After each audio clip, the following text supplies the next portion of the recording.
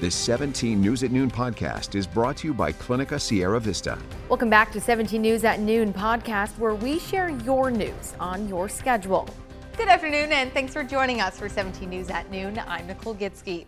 We begin with a massive power outage that left thousands in southwest Bakersfield in the dark during the hottest part of the day yesterday. It was a large area from just south of Westside Parkway, east of Gosford Road, north of Taft Highway, and west of Highway 43.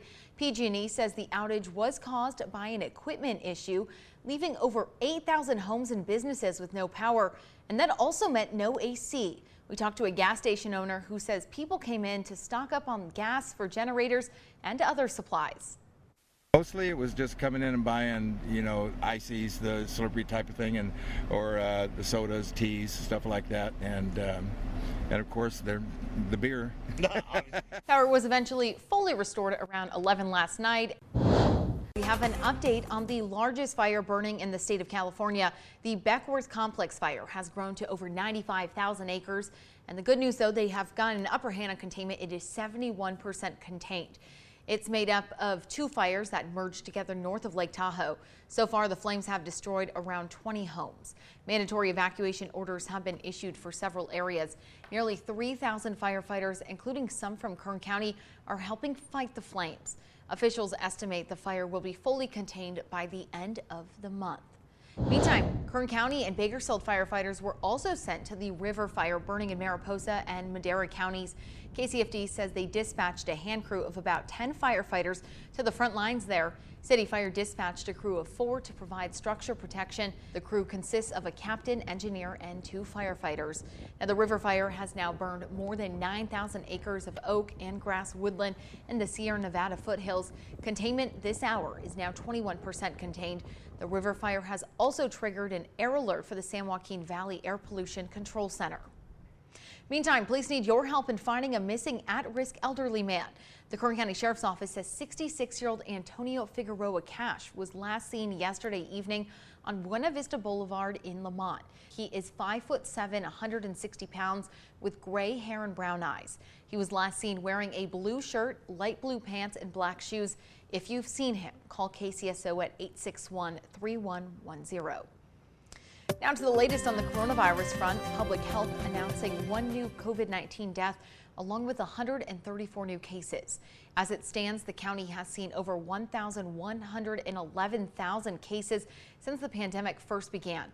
1,413 lives have been lost to this novel virus. Now to new concerns about COVID and kids. New numbers show that of the 25 million kids old enough to get the vaccine, only about a third have received it. It comes as the Delta strain is surging. The number of daily cases now doubling in the last 3 weeks as COVID wards reopen in hard-hit hospitals and outbreaks fueled by the Delta variant spread across rural communities and big cities. There is growing worry over protecting the young. 28 million school-age kids under 12 who are likely still months away from qualifying for a vaccine will soon be heading back to the classroom. Of the 25 million children old enough for vaccination, roughly a third are fully protected. And the big question remains, when can kids under 12 get vaccinated? Clinical trials are still underway, but there is optimism a vaccine could be available as early as this fall. Meantime, pop star Olivia Rodrigo is teaming up with the Biden administration to help encourage young people to get vaccinated against coronavirus.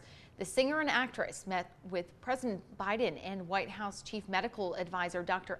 Anthony Fauci this morning.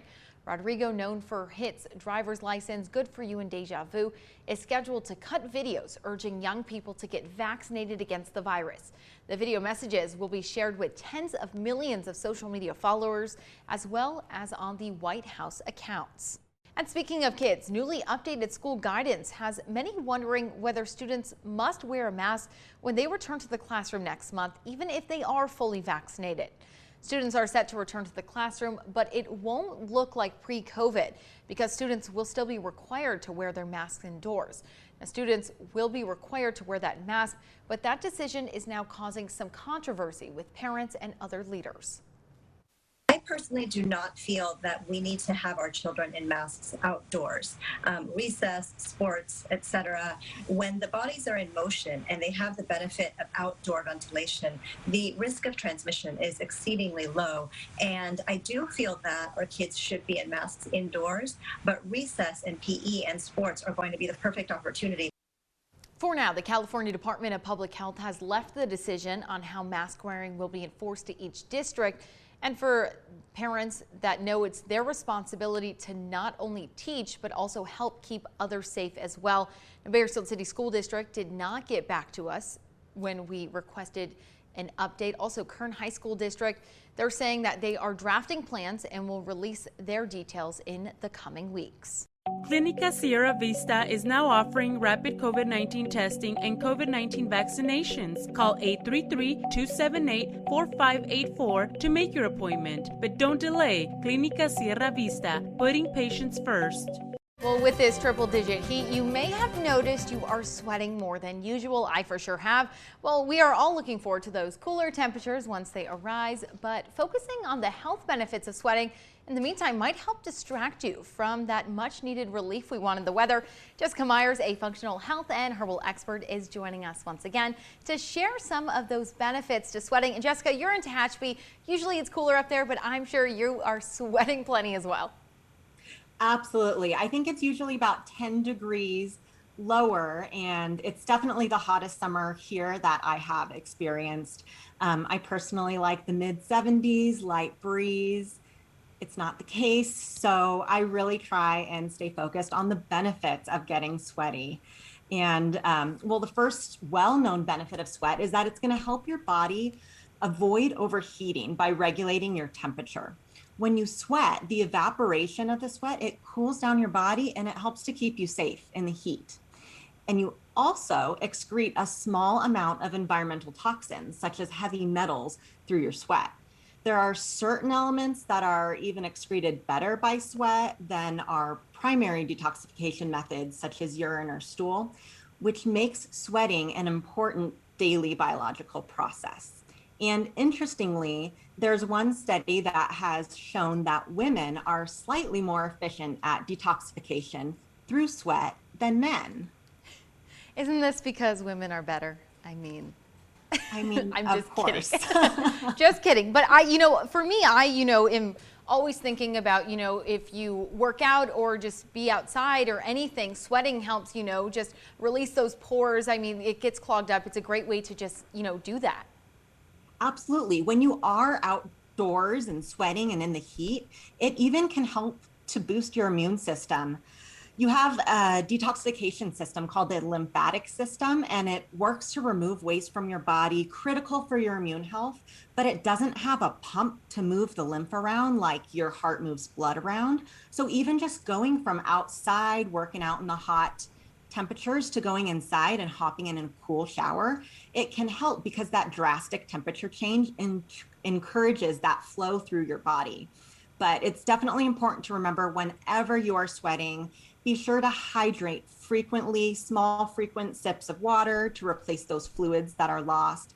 And then also think about replenishing minerals, which you also lose when you're sweating. I think the key to this is we need to be more positive. Yes, it's hot out, but you know what? We can get outdoors, sweat a little bit, and help detoxify our bodies. I think we all need to do that, especially after the year we had last year. And Jessica, it is a bummer to say, but you are going to be moving, so this is your final time you'll be joining us.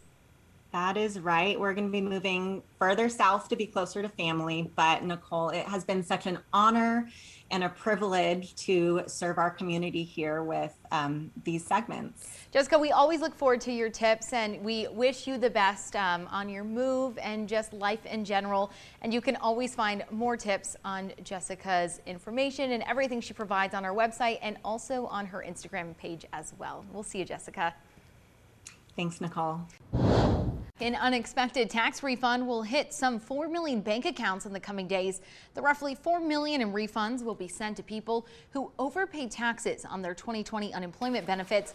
The money comes from the $1.9 trillion American Rescue Plan Act, which went into place after many filed their taxes. For taxpayers who overpaid due to the exclusion, the IRS will either refund the overpayment or apply it to other outstanding taxes or other federal or state debts that are owed. And an explosion of job postings is being seen across the country. Staffing firm PeopleReady says nearly 5 million jobs have been posted in the last month, and roughly 1 million of them were posted in just the last 7 days. Several jobs saw the percentage of posting increase by triple digits, including food and beverage workers, catering service workers, stockroom associates, and personal grocery shoppers. Now on to sports news. Last night, the Major League Baseball AllStar Game made its full return. The game was canceled last season due to the pandemic.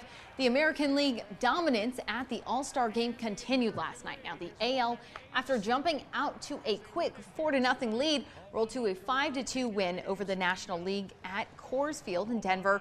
That win marked the AL's 8th straight win in the contest dating back to 2013. Many of the players made their first All-Star appearance, including Bakersfield native and Milwaukee Brewers pitcher Corbin Burnes. The Centennial High graduate has had an incredible season this year. Last night was a bit rough as he faced the best in baseball. Burnes was given a rare workload for an All-Star pitcher, 2 innings, but he yielded 2 runs and became the second Brewers pitcher to take an All-Star Game loss after the American League went on to win the annual showcase. Despite the loss, Burnes says he's learned a lot these past few days in the Mile High City. Just to be around these guys, just to be included in some of the names that have been here for multiple years is pretty awesome, and so to kind of pick their mind a little bit and get around some good baseball minds is probably what I'm most excited about.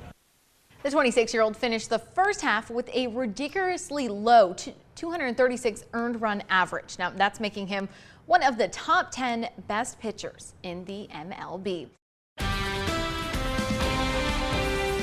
The 17 News at Noon podcast is a production of KGET and Nexstar Media Group. For more on all of the headlines in today's show, head to kget.com.